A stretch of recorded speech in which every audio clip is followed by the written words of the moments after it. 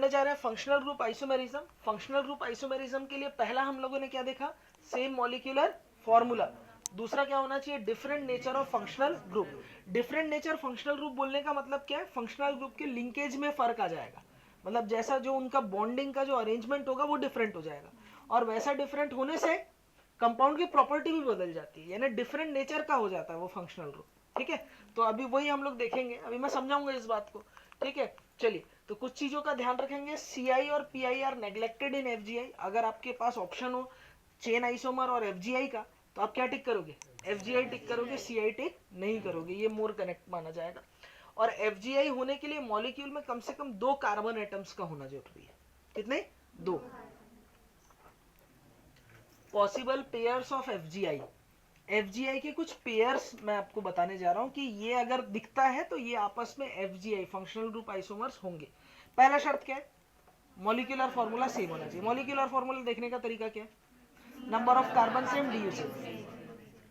ठीक है, दूसरा मैंने क्या बताया, nature of functional group different होना चाहिए। फंक्शनल ग्रुप का नेचर डिफरेंट होने के लिए फंक्शनल ग्रुप में लिंकेज का फर्क होगा, बॉन्डिंग का जो अरेंजमेंट है वो बदल जाएगा।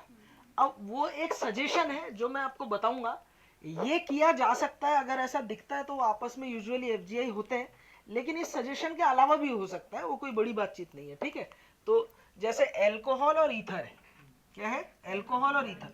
अब ध्यान दो, मेथ इथेनॉल का मॉलिक्यूलर फॉर्मूला क्या हो गया, यहां पर देखो जनरल फॉर्मूला क्या हुआ, देखो हाँ, C2H6O। यहाँ का molecular formula C2H6O। Molecular formula same, linkage का फर्क है, यहाँ ऑक्सीजन के साथ हाइड्रोजन है, इस वाले केस में हाइड्रोजन को हटा एक मिथाइल ग्रुप को इधर लगा दिया, लिंकेज का फर्क हो गया। आप देखो ना, अब देखो ये CH3O CH3 है ना, यही है ना, मैंने क्या किया, ये बॉन्ड को ब्रेक किया, ऑक्सीजन को इधर फिट कर दिया, इसको इधर लिया, लिंकेज का फर्क ही तो किया हूं, और क्या किया हूं, CH3 CH2OH। तो लिंकेज बदलने से प्रॉपर्टी ऑफ फंक्शनल ग्रुप भी बदल गई। अरे भाई आपको याद होगा, अल्कोहल लिक्विड है एट रूम टेम्परेचर, जबकि ईथर मैंने आपको बताया क्या होता है, रूम टेम्परेचर पे गैस होता है।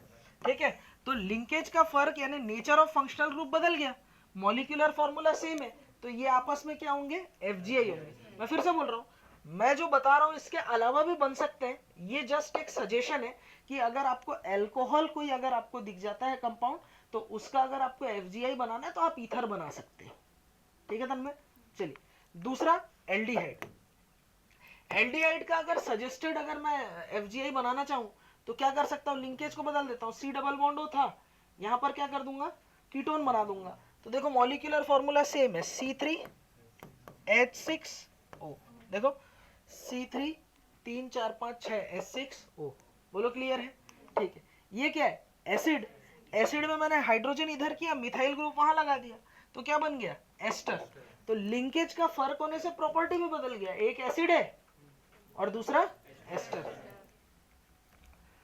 मॉलिक्यूलर फॉर्मूला क्या हो जाएगा, C3H6O। Sorry, molecular formula same है, बस उनका अरेंजमेंट, फंक्शनल ग्रुप का अरेंजमेंट चेंज हो गया है, यानी nature of functional group change हो गया, इसलिए ये लोग क्या है, एफजीआई ऑफ ईच अदर। क्लियर है, ठीक। चलिए, पॉसिबल पेयर्स ऑफ एफजीआई है ना। चलिए देखो, ये है अमाइड, क्या है बेटा, अमाइड।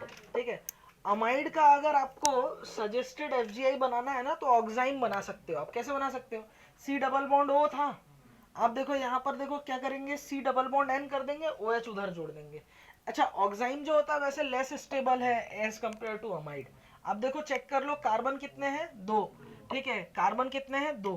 ठीक है, कार्बन सेम है, DO यहाँ 1, DO यहाँ 1, nitrogen oxygen, nitrogen oxygen, hydrogen का लफड़ा पालना ही नहीं है। क्लियर है, वो अपने आप बैलेंस हो जाता है। तो देखो, अगर अमाइड का अगर आपको एफजीआई बनाना है तो उसका सजेस्टेड एफजीआई क्या हो सकता है, ऑक्साइम हो सकता है। मॉलिक्यूलर फॉर्मूला क्या होगा, C2H कितना हो गया, 3 4 5 H5ON। क्लियर है, समझ में आया। तो अमाइड का क्या बनता है, ऑक्साइड। क्लियर है, ठीक है। चलिए 1 डिग्री 2 डिग्री 3 डिग्री अमाइड, जरा बात को समझना, NH2 और ये क्या हो गया, 2 डिग्री अमाइन NH, और ये क्या हो गया 3 डिग्री अमाइन। इन तीनों में आप चेक करो नंबर ऑफ कार्बन कितने, C3, हाइड्रोजन कितने 3 4 5 6 7 8 9, H9, और नाइट्रोजन क्या है 1, N। ध्यान दो, ये 1 डिग्री अमाइन है, ये 2 डिग्री अमाइन है, ये 3 डिग्री अमाइन है।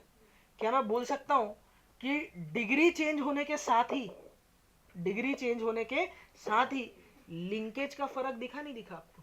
भाई यहाँ नाइट्रोजन के साथ 2 हाइड्रोजन थे, इस बार नाइट्रोजन के साथ 1 हाइड्रोजन हो गया, उधर एल्काइल ग्रुप जुड़ गया, तो लिंकेज का फर्क यहाँ पे भी दिख रहा है, नेचर ऑफ फंक्शनल ग्रुप यहाँ भी बदल रहा है। इसका मतलब ये हुआ कि अगर अमाइन की डिग्री चेंज होगी तो ये भी एक दूसरे के क्या होंगे, FGI होंगे।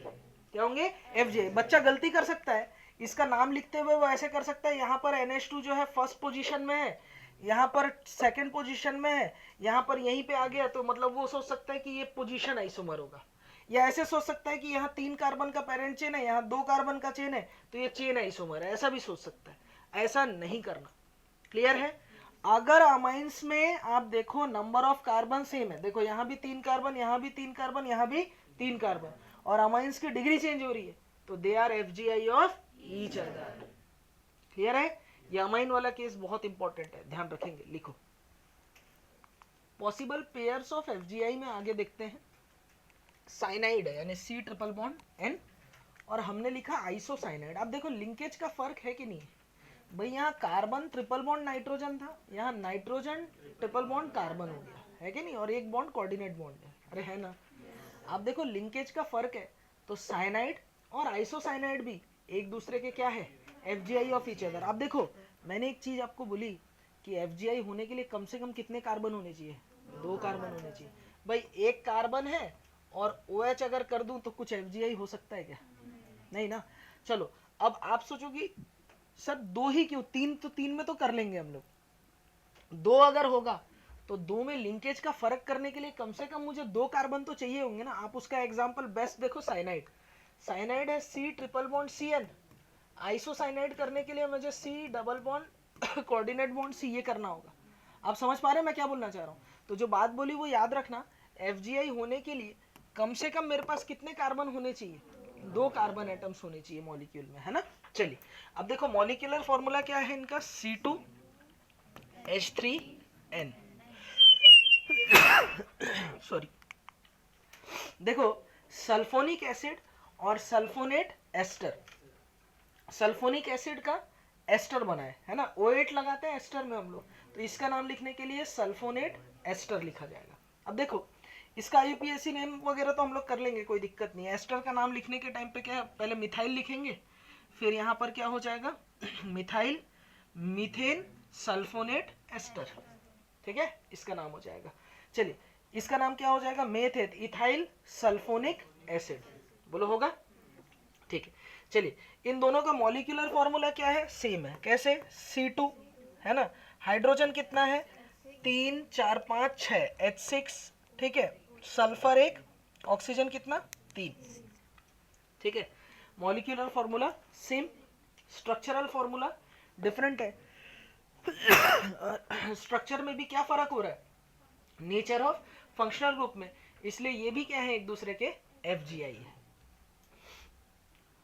देखो और देख रहे हैं, देखो ये एरोमेटिक अल्कोहल है जिसको हम लोग क्या बोलते हैं, फिनॉल। क्या बोलते हैं, फिनॉल। बेंजीन रिंग है, एक हाइड्रोजन रिप्लेस किया, OH ग्रुप लगाया, तो ये हो गया हमारे पास में कौन, फिनॉल। फिनॉल में ऑर्थो पोजीशन में मैंने CH3 अगर लगा दिया, ठीक है, तो ये जो है फिनॉल का क्या बन गया, डेरिवेटिव।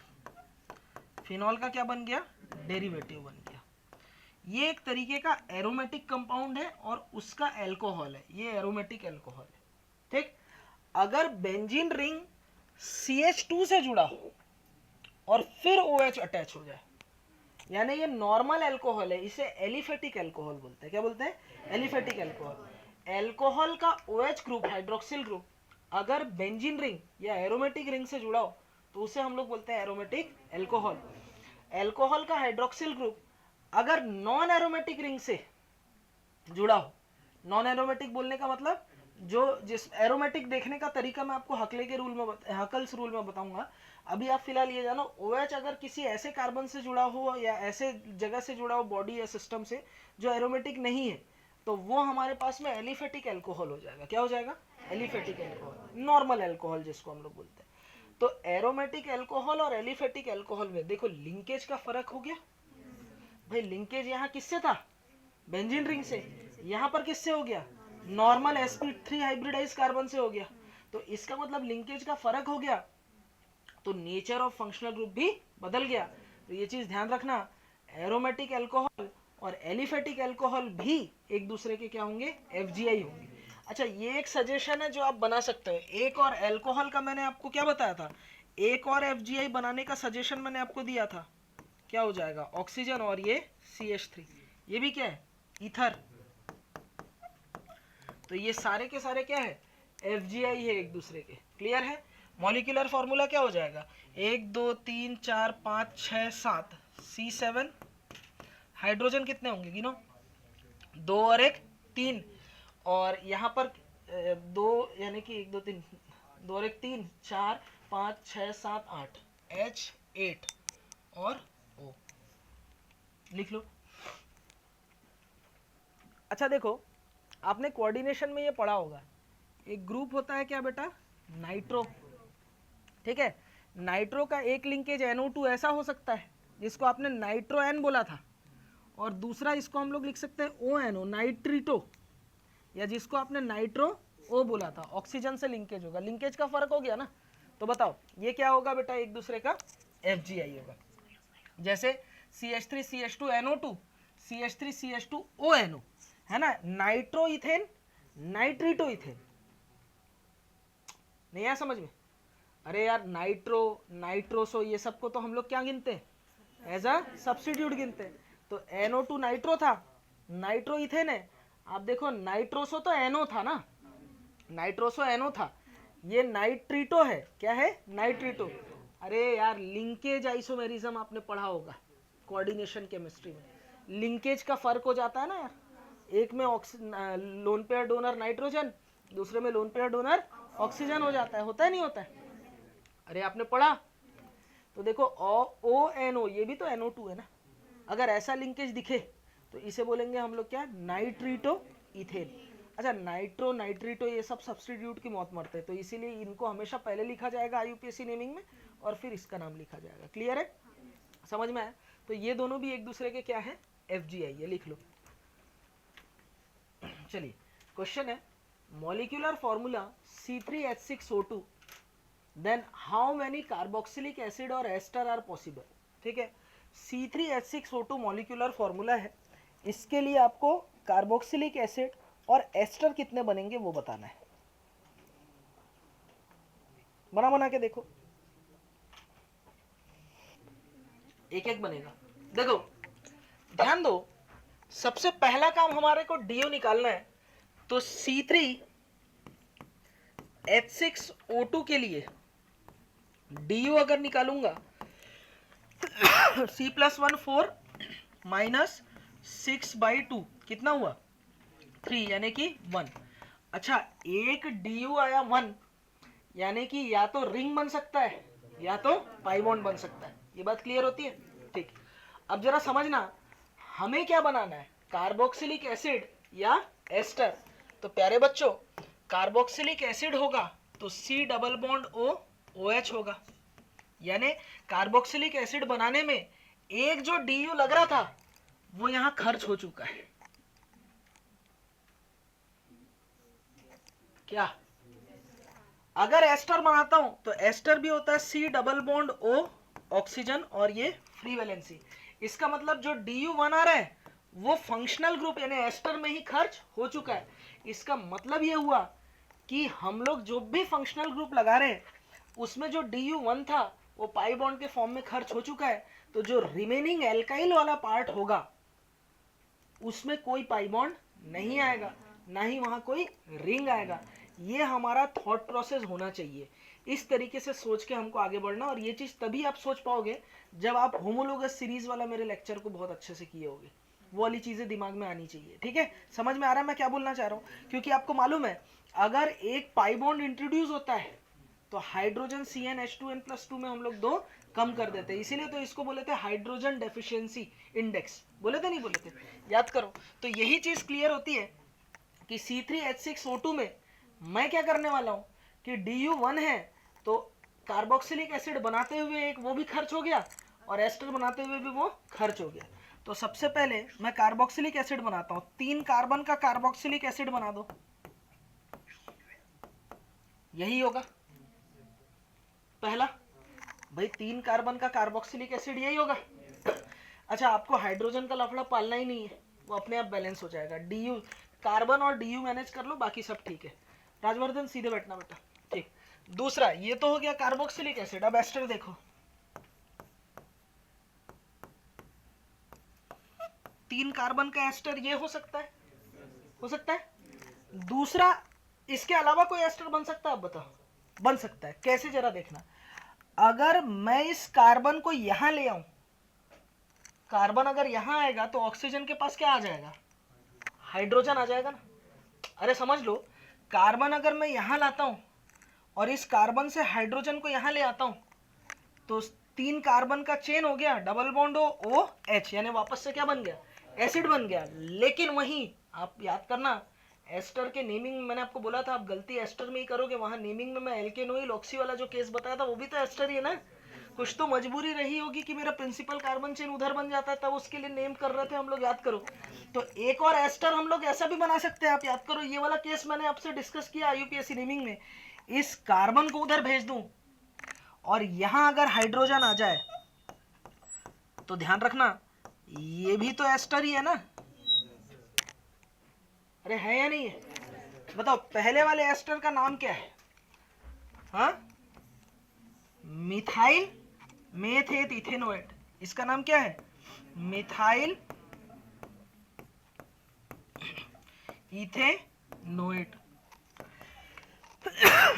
और ये भी तो एस्टर है ना भाई, COO, और यहां पर एल्काइल ग्रुप लगा हुआ है, ठीक है? ऐसे मत समझ लेना COOH वो एसिड होता है, COOH लिंकेज का फर्क है ना। तो ये एसिड थोड़ी है, ये भी तो क्या है?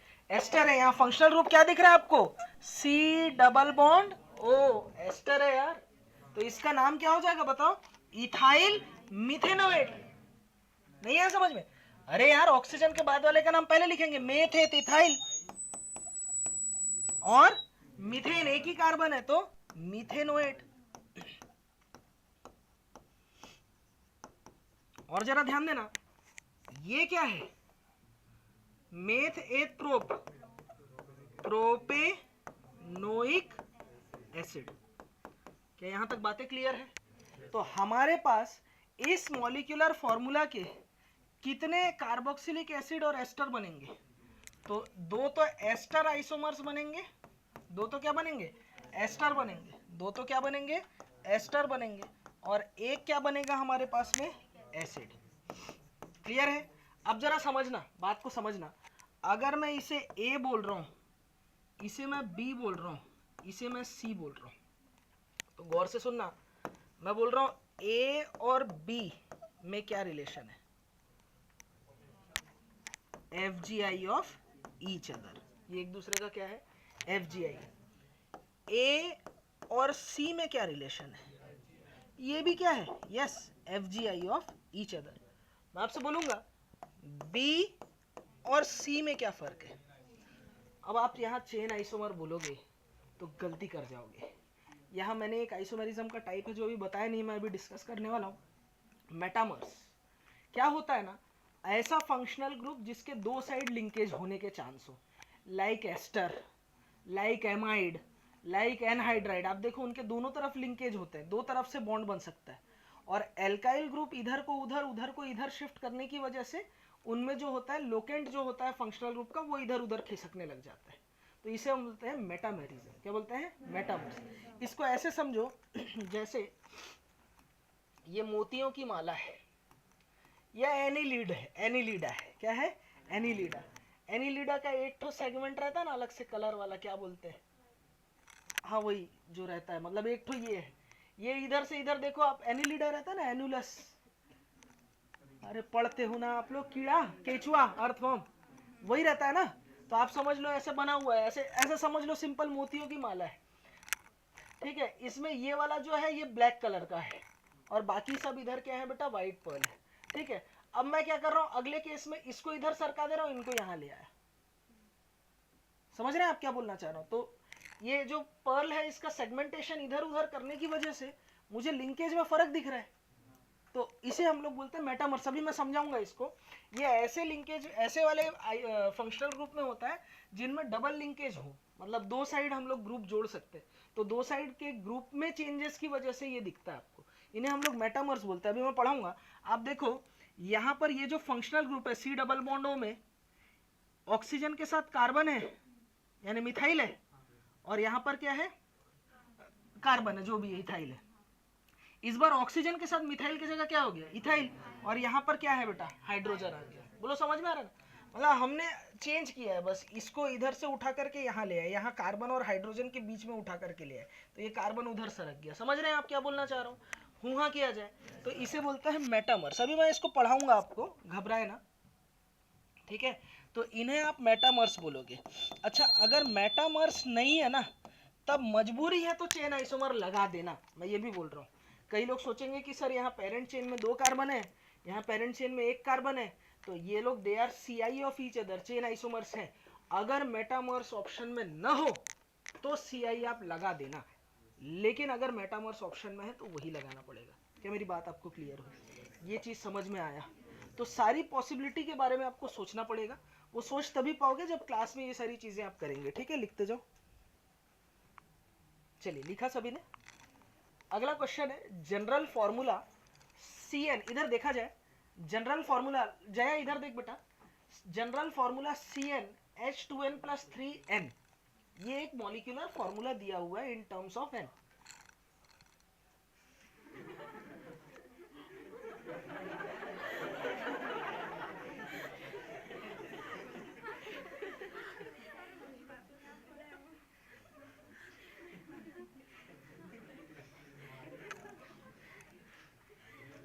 क्या किस AI भी बोल रहा है, मुझे समझ में नहीं आया, समझा रहा हूं, इधर देख। जनरल फॉर्मूला CN H2N + 3 और N है, ठीक है। और N की वैल्यू इस बार क्या रखा हमने, 3 रख दिया है। क्या रख दिया बेटा, 3। तो बोला है all possible structures of amines, आपको अमाइंस के सारे पॉसिबल स्ट्रक्चर बना दे, बना डालो। सोचना है, सारी पॉसिबिलिटी के बारे में सोचना है। देखो इधर देखो, N की वैल्यू कितनी है, 3, तो ये हो जाएगा C3H9N। पहला काम क्या करूंगा, कितना आया, DU अगर 0 आ रहा है, इसका मतलब है कि कंपाउंड में ना तो पाई बॉन्ड है और ना ही रिंग है, मतलब पाई बॉन्ड और रिंग का लफड़ा तो हमारा खत्म हो गया, ठीक है। चलिए, अब सबसे पहले 1 डिग्री अमाइन बनाता हूं। कितने कार्बन है, 3 कार्बन, 1 2 3, और ये नाइट्रोजन, ठीक है। दूसरा 2 डिग्री बना देता हूं, 2 कार्बन के बीच में नाइट्रोजन आ गया।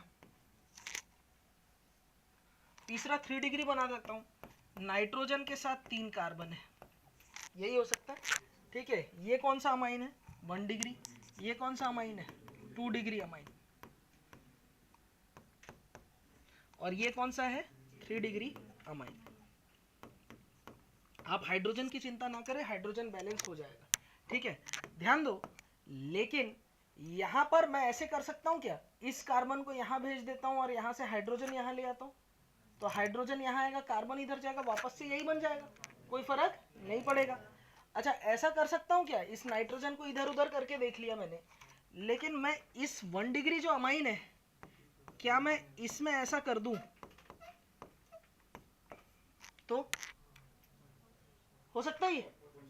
अच्छा, एक चीज मुझे बताना, ये A है, ये B है, ये C है, ये D है, ठीक है। तो A और B में क्या रिलेशन है, यस, यहाँ पर फंक्शनल ग्रुप कौन से पोजीशन में, 1 पोजीशन, यहाँ 2 पोजीशन में, तो they are PI of each other. Clear है? और समझो, देखते हैं ए, सी और डी क्या होंगे भाई, डिग्री चेंज हो रहा है तो अमाइंस की डिग्री चेंज हो रही है, नंबर ऑफ कार्बन फिक्स है ना, तो ये भी क्या होगा एक दूसरे का FgI होगा। अभी हमने थोड़ी देर पहले देखा। वैसे ही मैं ए को छोड़ करके अगर बी, सी और डी में रिलेशन पूछता तो ये भी क्या होता, FgI of each other. Clear है? समझ में आया? तो अगर ये वाला नहीं बना पाए होगे तो निराश होने की जरूरत नहीं है, ये आपके स्किल के बेसिस पे आप जितने बार क्वेश्चन की प्रैक्टिस करेंगे तब बनेगा। ये हिट एंड ट्रायल मेथड से ही बनता है, बना बना के हमें देखना पड़ता है और कुछ बातें ध्यान रखनी पड़ती है और कुछ चीज़ें करनी पड़ती है, तो उस वजह से ये चीज़ें हो जाएगी। रिवीजन जब आप करेंगे तो बन जाएगा। क्लियर है? ठीक, उदास होने की जरूरत नहीं, अगर एक आध नहीं भी बना तो, है ना, मन छोटा ना करे, बन जाएगा। क्लियर? बातचीत कर रहे हैं। General formula CnH2n + 1n if n equals to 2 the write all possible isomers। बता नागेश क्या निकाल रहा हूं ना, बोलते ये कैरेक्टर अलग ही है लेकिन है।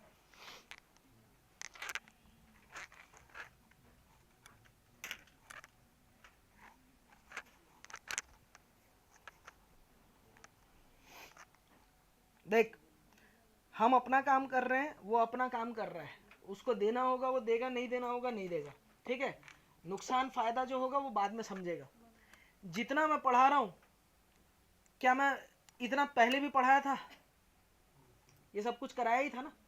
ठीक है, तो पेपर वहीं से ही रेप्लिका आया था, है कि नहीं? वहीं से ही क्वेश्चन सारे सब कुछ थे, नोट से। ये वाला जो मैंने क्वेश्चन बोला भी वो भी नोट्स में था। तो टेस्ट देना ना देना उसके ऊपर है, आपका काम पढ़ने के ऊपर है और मेरा काम पढ़ाने के ऊपर है। नहीं देगा तो उसका नुकसान होगा, नेक्स्ट ड्रॉप। और टेस्ट दे देगा, सारे क्वेश्चन सॉल्व करेगा, मेरे अकॉर्डिंग चलेगा, तो लाइफ बन जाएगी यार। पहले मुझे बताओ DU कितना होगा। देखो, मॉलिक्यूलर फॉर्मूला हो जाएगा, n की वैल्यू 2 है तो C2H5n। DU कितना होगा तन्मय बताएगा। हाँ, अच्छा वो छोड़ो, प्रणय बताएगा DU कैसे, फॉर्मूला बताएगा प्रणय DU का। हाँ,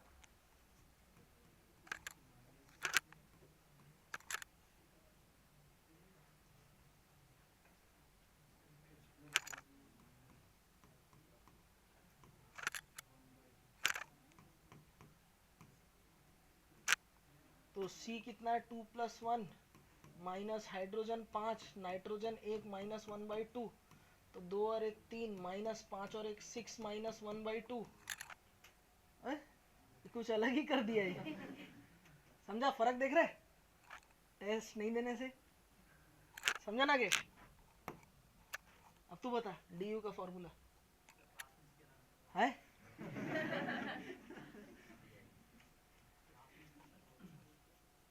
तू बता बेटा।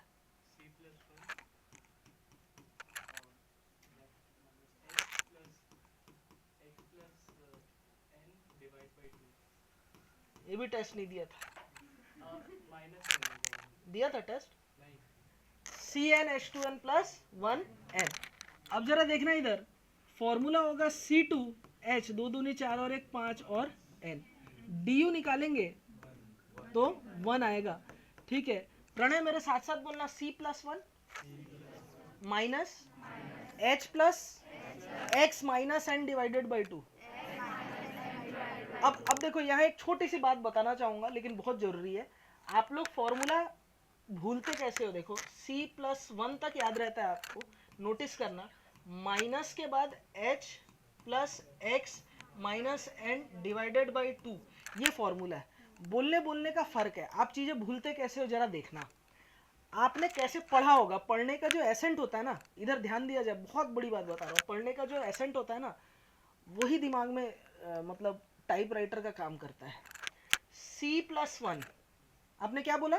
C+1 मतलब आपने एक साथ ही बोला C+1, एक फ्लो में बोला, ये आपके दिमाग में एक वर्ड की तरह छपा, फिर आपने 1 के बाद पॉज लिया और जहां लिया उसके बाद ही आप भूलते हैं यहाँ माइनस है कि प्लस C+1, फिर पॉज लिया, फिर इसलिए जब भी पढ़ना मैं एक साथ पढ़ता हूँ C+1 माइनस h, मतलब यहाँ खत्म होते ही दूसरे को उठा लेना है, minus h plus x minus n divided by 2, एक साथ पढ़ा करो, ठीक है, एक साथ पढ़ा करो, पूरा फ्लो बने रहेगा कनेक्टिविटी का, ताकि फॉर्मूला लिखते हैं ना तो एक साथ लिखा है minus h plus x minus n divided by 2। आप एच के बाद थोड़ा सांस लेने के लिए रुके, यहीं पर गड़बड़ होता है। समझ में आ रही बात मैं क्या बोलना चाह रहा हूँ? तो फॉर्मूला वगैरह जो भी रहता है ना तो उनको एक साथ फ्लो में पढ़ा करो कनेक्टिविटी लाते हुए, ताकि चीजें याद रहे। छोटी सी बात है लेकिन है जरूरी। खैर C2H5N और DU कितना हो गया 1। इसका मतलब मुझे बनाना है इनके पॉसिबल आइसोमर्स, तो मैं क्या करने वाला हूं बेटा, मेरे पास में अगर DU 1 है, DU क्या है 1 है। अब जरा बात को समझना बच्चों, DU 1 है, इसका मतलब या तो एक पाई बॉन्ड आ सकता है या तो क्या आ सकता है, एक रिंग आ सकता है। चलिए शुरुआत करते हैं। 2 कार्बन है तो 2 कार्बन के बीच में मैं पाई बॉन्ड ले आता हूं, ठीक है। हाइड्रोजन का लफड़ा नहीं पालते हैं, हाइड्रोजन को छोड़ भी देंगे तो कोई दिक्कत वाली बात नहीं होगी, हाइड्रोजन अपने आप बैलेंस हो जाएगा। कार्बन डबल बॉन्ड कार्बन और ये हो गया NH2, ठीक है। इस कंपाउंड का नाम क्या होगा बताओ? अच्छा ये कौन सा अमाइन है? NH2 दिख रहा है, तो ये कौन सा अमाइन होगा? 1 डिग्री, बोलो होगा, इसका नाम होगा ईथीन अमाइन, इथीनामाइन। क्लियर है? चलो दूसरा देखते हैं। दूसरा, ये जो पाई बॉन्ड है ये कार्बन कार्बन के बीच ना हो करके कार्बन नाइट्रोजन के बीच हो सकता था। अरे हो सकता था ना, तो ये कौन सा अमाइन हुआ आप मुझे बताओ, ठीक है। इसका नाम क्या हो जाएगा? एथ, मेथ एथ, ठीक है। और उसके बाद क्या है? इथेन इमीन, इथेन और इमीन, इथेन इमीन, इसका नाम हो जाएगा इथेन इमीन। बोलो बात क्लियर है? इमीन बोला जाता है, डबल बॉन्ड NH को क्या बोला जाता है? इमीन, ठीक है। चलिए ये कौन सा अमाइन हुआ?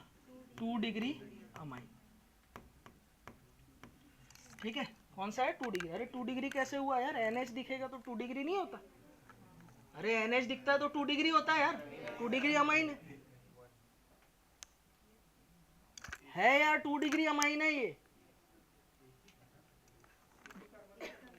उससे मतलब नहीं। मैंने आपको क्या बताया था याद करो? यस, यही तो दिक्कत है, जब मैं बोल रहा होता हूँ ना तो आप मेरी बातों को गौर से सुनने न सुनने का फर्क होता है।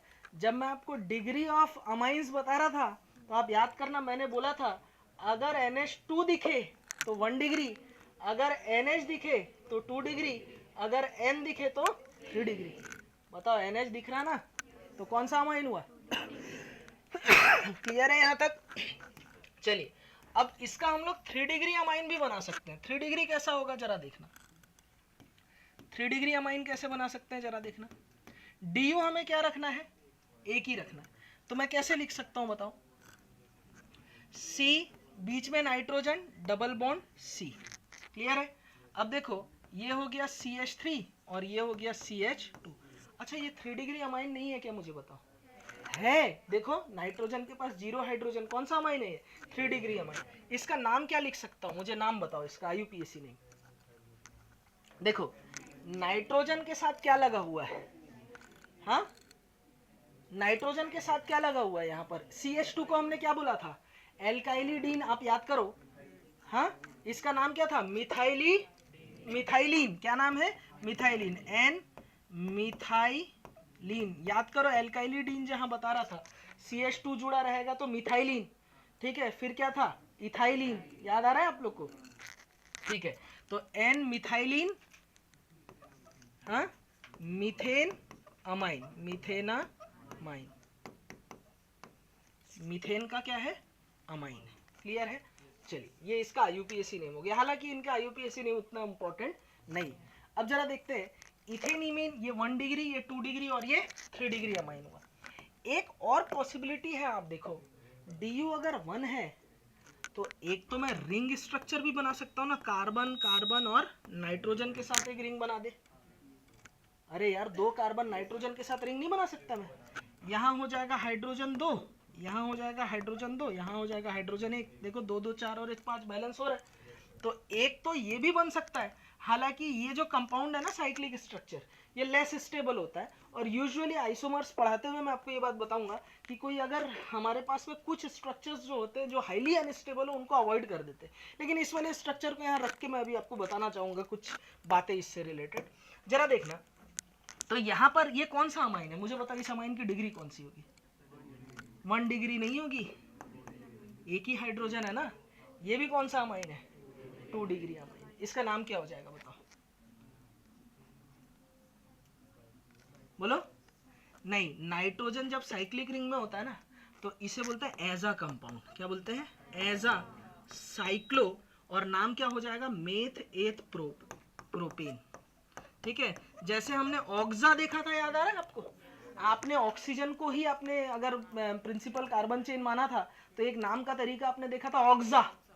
ठीक है, ऑक्सा का पोजीशन लिखते हैं। और यहाँ पर नाइट्रोजन अगर रिंग में है तो उसको क्या लिखते हैं? एजा। और एजा कौन से पोजीशन में? 1 है तो 1 लिखा नहीं है। एजा साइक्लो मेथेट प्रो, ये नाम लिखा गया। हालांकि नहीं पूछा जाएगा ये, लेकिन फिर भी ध्यान रखना, हमने ऑक्सा के नाम पे नाम रखा हुआ था। याद करो ईथर के केस में, ईथर का हमने 2 तरीके से नाम देखा था। एक तो ईथर के लोकेशन के बेस पे IUPAC, और दूसरा जो ऑक्सीजन है उसको प्रिंसिपल कार्बन चेन का हिस्सा माना, और ऑक्सीजन को नंबरिंग हमने उसके लिए क्या बोला? ऑक्सा। और ऑक्सा के टर्म पे नाम लिखा। वैसे ही नाइट्रोजन को हम लोग क्या मानेंगे? एजा। और इसे प्रिंसिपल कार्बन चेन का हिस्सा मान लेंगे, और मानते हुए इसका नाम हो जाएगा एजा साइक्लोमेथेट प्रोपेन। प्रोपेन लगाएंगे भाई। आप याद करो भाई, यहाँ किए थे ना हम लोग 1 2 3, ये ऑक्सीजन है अगर, तो हमने इसका नाम ऐसे लिखा था ना 1 2 3 4, 2 ऑक्सा मेथेट प्रोब्यूट ब्यूटेन। किए थे नहीं किए थे? है ना? तो ठीक वैसे ही जो ऑक्सीजन और नाइट्रोजन को कार्बन चेन का हिस्सा मान लिया जाता है, लेकिन सामने जो टर्म यूज करते हैं वो ऑक्सीजन के केस में ऑक्सा और नाइट्रोजन के केस में एजा। क्लियर है यहाँ तक? हालांकि ये सब आपके सिलेबस में नहीं है तो घबराने की जरूरत नहीं है नाम के लिए, लेकिन फिर भी मेरी जिम्मेदारी बनती है तो मैं आपको बता रहा हूँ। क्लियर है? तो ये हो गया बेटा एजा साइक्लोप्रोपेन, या इसको इथाइलिन इमीन भी बोलते हैं। क्या बोलते हैं? Ethylene imine. क्या बोलते हैं? Ethylene imine.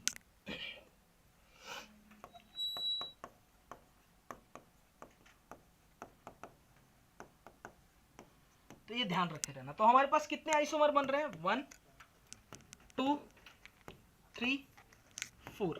अब जरा देखना, अगर मैं आपसे पूछूं 1 और 2 में क्या रिलेशन है? FGI of each other. ये दोनों एक दूसरे के क्या होंगे? FGI, 1 degree 2 degree. 1 और 3 क्या होगा? ये 1 डिग्री, ये कौन सा है? 2 डिग्री है, ये भी क्या होगा? FGI of each other. 1 और 4, ये भी क्या होगा? FGI of each other. अब देखो 2 और 3 को देखते हैं। 2 और 3 क्या है भाई? 2 भी तो 2 डिग्री है और 3 भी क्या है? 2 डिग्री अमाइन है। अब एक चीज ध्यान रखना, ये ओपन चेन स्ट्रक्चर है और ये रिंग स्ट्रक्चर है। तो यस, एक और आइसोमेरिज्म का टाइप यहाँ पर हम जो पढ़ने वाले हैं 2। अब कौन सा? एक तो मेटामर बच गया और दूसरा ये कौन सा हुआ? Ring chain isomer. तो इसे बोला जाएगा RCI। क्या बोला जाएगा? Ring chain isomer. ठीक है, तो 2 और 3 का कॉम्बिनेशन हो गया। 2 और 4 क्या होंगे? FGI ही होंगे यार, होंगे। अब क्या बच गया? 3 और 4, ये भी क्या होंगे? FGI, क्योंकि एक 2 डिग्री और दूसरा 3 डिग्री। ठीक है,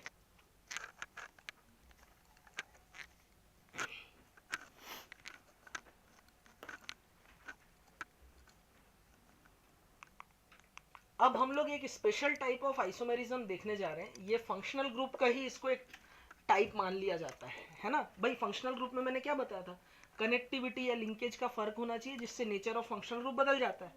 तो भाई ओपन चेन स्ट्रक्चर था, ठीक है, जिसमें एक पाई बॉन्ड है, और उसको हमने रिंग में बदल दिया।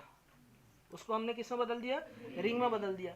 तो पाई बॉन्ड भी तो फंक्शन को डिसाइड करता है। आप याद करना, मैं जब आपको क्वेश्चन करवा रहा था आइसोमेरिज्म IUPAC के, तो मैं आपसे पूछा था नंबर ऑफ फंक्शनल ग्रुप कितने हैं, तो उसमें आपने पाई बॉन्ड को भी काउंट किया था। बोलो किया था? अरे हूँ हाँ करो, ठीक है। हाँ, लेकिन प्रिंसिपल फंक्शनल ग्रुप कौन सा है, उसमें हमने प्रियोरिटी ऑर्डर देखा था। तो पाई बॉन्ड भी एक तरीके का क्या होता है, फंक्शनल ग्रुप होता है। तो भाई रिंग तो इक्विवेलेंट है ना पाई बॉन्ड के, तो या तो रिंग होगा, और इसी का ही इक्विवेलेंट अगर स्ट्रक्चर बनाऊंगा तो अगर एक रिंग है तो अपने आप किस में कन्वर्ट हो जाएगा, पाई बॉन्ड में। तो पाई बॉन्ड खुद ही एक फंक्शनल ग्रुप है। तो क्या मैं बोल सकता हूँ रिंग चेन भी खुद में एक तरीके का स्पेशल टाइप है, किसका, FGI का, फंक्शनल ग्रुप आइसोमेरिज्म का। अब ये बहुत इंपॉर्टेंट बात आपको बताया, ये बात फिर अगेन वही बच्चा समझ सकता है जो शुरू से मेरी क्लास में बैठा हो आइसोमेरिज्म से, IUPAC से। क्यों? आपसे अगर क्वेश्चन देगा, जैसे फॉर एग्जांपल 1 2 3 4, ठीक है, और इसी का मैंने ये रिंग बना दिया 1 2 3 4, ये दोनों एक दूसरे के रिंग चेन आइसोमर्स हैं। भाई यहाँ भी 4 कार्बन DU1 है, यहाँ भी 4 कार्बन DU1 है, लेकिन एग्जाम में क्वेश्चन RCI नाम से नहीं दिया था, एग्जाम में FGI आंसर गया, ये ऑप्शन में ही नहीं था, तो आंसर FGI चला गया। अब बच्चों ने FGI देख करके इसको छोड़ दिया, या टिक नहीं किया, या गलत आंसर दिया। क्या गलती कर रहे? उन लोगों ने सोचा कि सर जब यहाँ फंक्शनल ग्रुप ही नहीं है तो FGI तो हो ही नहीं सकता, ये उसकी सोच होती है। लेकिन फ्लैश एकेडमी का बच्चा है, वो ये बात जानता है कि भैया पाई बॉन्ड इस मॉलिक्यूल में अगर मैं पूछूं कि नंबर ऑफ फंक्शनल ग्रुप कितने हैं, 1। हाँ, ये बात बेशक अलग है कि यहाँ पर प्रिंसिपल फंक्शनल ग्रुप नहीं है, जिसके लिए हम लोग सफिक्स 2 लिखते, वो वाला प्रिंसिपल फंक्शनल ग्रुप यहाँ नहीं है। लेकिन फंक्शनल ग्रुप तो है ना, जो कि क्या है, पाई बॉन्ड है। और भाई पाई बॉन्ड एक फंक्शनल ग्रुप है, और पाई बॉन्ड अपने आइसोमर में कन्वर्ट हो रहा है साइक्लिक रिंग में, और pi bond equivalent to ring. तो इसीलिए रिंग चेन आइसोमर भी एक तरीके का कौन सा आइसोमेरिज्म है, FGI है। तो अगर ऐसा केस आए और RCI ऑप्शन में ना हो, डंके की चोट पे टिक करके आओगे क्या, FGI। उस साल जब FGI आंसर गया था ना, पूरे भिलाई में मैं इकलौता मास्टर था जो FGI चिल्ला रहा था। कई गुरुजी लोग जो है बोलना चालू कर दिए थे, मेरे दोस्त यारी है, मैं नाम नहीं लूंगा, उन लोग का कहना यह था कि नहीं क्वेश्चन गलत है, बोनस हो जाएगा। मैं बोला था नीट का जिस दिन आएगा फाइनल आंसर की, उस दिन बताऊंगा। ठीक है, आंसर क्या गया, FGI ही गया।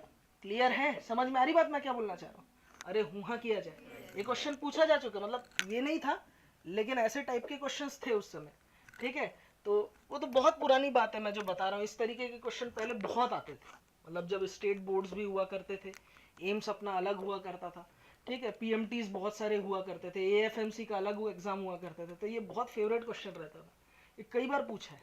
जेई मेंस का पेपर उठा देना, ये 2 से 3 साल में एक बार FGI और रिंग चेन आइसोमेरिज्म से 2 से 3 साल के बीच में एक आध क्वेश्चन आपको दिख ही जाएगा फ्रिक्वेंटली। ठीक है, तो ये बहुत इंपॉर्टेंट है, ध्यान रखेंगे। अगर रिंग चेन आइसोमर नहीं दिख रहा है तो आप क्या टिक करके आओगे, FGI फंक्शनल ग्रुप आइसोमर टिक करके आओगे। क्या ये चीज क्लियर हुआ? ऐसा सोच नहीं रखना, अच्छा क्योंकि मैं अभी समझा दिया हूं करके आपको ये बात मालूम चल रहा है, अजीब नहीं लग रहा है, लेकिन एग्जाम में आएगा, आप खुद ही सोच के देखना, आपके दिमाग में ये डाउट पक्का आएगा, जब यहाँ फंक्शनल ग्रुप ही नहीं है तो FGI होने का तो सवाल ही पैदा नहीं होता, आप उसको ही एलिमिनेट करोगे सबसे पहले, जबकि वही हमारा आंसर जाएगा। क्या मेरी बात आपको समझ में आई? हूं हाँ किया जाए, ठीक है।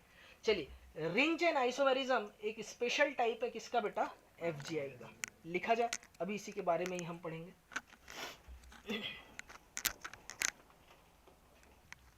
चलिए, when two compounds, one in open chain and the other in the ring form with same molecular formula are present, they are called RCI। मतलब दो डिफरेंट कंपाउंड होंगे, एक होगा कौन सा, ओपन चेन, तो दूसरा क्या होगा, रिंग, और इनका क्या सेम होना चाहिए, मॉलिक्यूलर फॉर्मूला, तो उनको हम क्या बोलेंगे, RCI।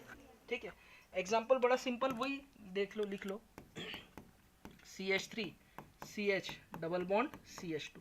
बताओ 3 कार्बन, DU कितना है, 1 है, बोलो है। 3 कार्बन का रिंग बना देता हूं, CH2 CH2 CH2, देखो यहाँ पर भी कितना है 3 कार्बन, DU कितना है 1, तो ये लोग एक दूसरे के क्या है रिंग चेन आइसोमर्स।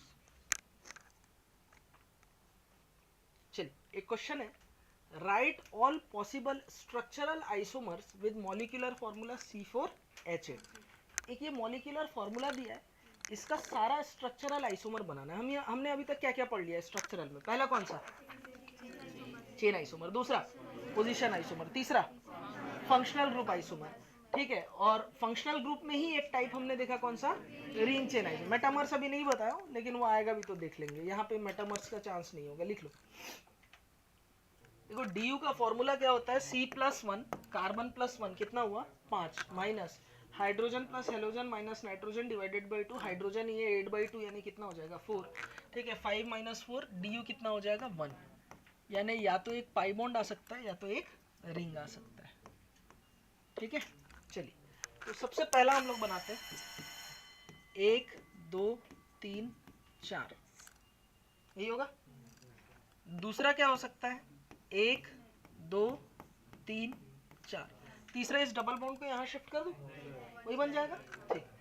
तीसरा हम लोग इसी में ही और ब्रांचिंग कर सकते हैं 1 2 3 और डबल बॉन्ड को इसको यहाँ नीचे ले आऊंगा, वही मतलब होगा इधर अगर ले आऊं तो बन सकता है, बन सकता है ना। तो ये तो इसके ओपन चेन स्ट्रक्चर हो गया। और कोई ऑप्शन है? और कोई ऑप्शन है क्या? नहीं।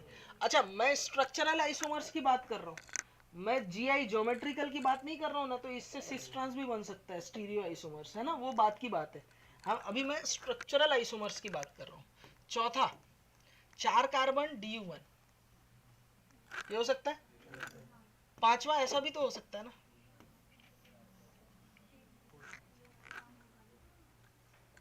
होगा ना।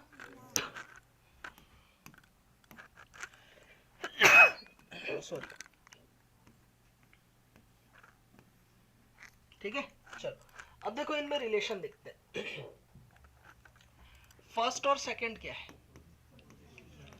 पोजीशन आइसोमर, ठीक। फर्स्ट और थर्ड क्या है?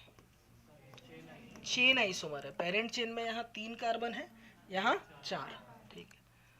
फर्स्ट और फोर्थ क्या है? Ring chain isomer, yes. अगर ना हो RCI तो FGI लिख सकता हूं मैं, ये बात आप समझ गए, ठीक। चलिए 1 और 5 क्या है? यस रिंग चेन आइसोमर, ठीक है बॉस। 2 और 3, 4 कार्बन है यहाँ 3 कार्बन, चेन आइसोमर। 2 और 4, 2 और 4 रिंग चेन आइसोमर। 2 और 5 ring chain isomer, very good, ठीक है। 2 हो गया, 2 का लफड़ा खत्म, ठीक है। अब किस में आते हैं? 3 में। 3 और 4 रिंग चेन आइसोमर। अच्छा 3 और 5, अच्छा 3 का लफड़ा खत्म। अच्छा 4 और 5 क्या होगा? यस क्या होगा? Chain isomer. याद करो यहाँ 4 कार्बन का पेरेंट चेन है, यहाँ 3 कार्बन का पेरेंट चेन है, तो पेरेंट चेन का साइज डिफरेंट हो रहा है, तो क्या हो जाएगा? Chain isomer. तो सारे रिलेशन कैसे भी पूछेगा आप बता लोगे ना, लिख लो।